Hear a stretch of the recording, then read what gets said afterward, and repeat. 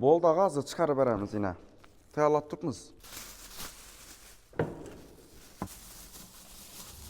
Şu ovqatlarni oddiy paketda dastavka etganimiz yaxshi emas. Yaxshisi tayyor korobka olib shunga solib bersam, klient ham menga nisbatan yaxshi munosabatda bo'ladi. Shunning korobka sotadigan joy bormi ekan?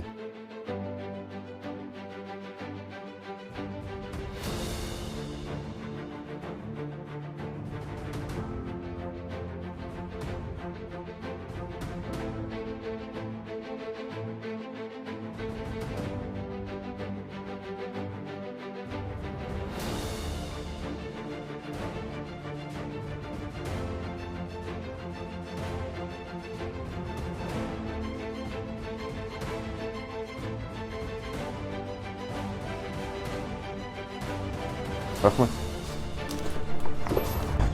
Şimdi kafe ya fast food şaxapçası bolsa, sizə bemalol tezkar mətbəyə tayyor korobka üçün müraciət etsəniz bo'ladı. Tezkar mətbədə hamma kerakli narsalar bor. Kafe egalari uchun ajoyib taklif.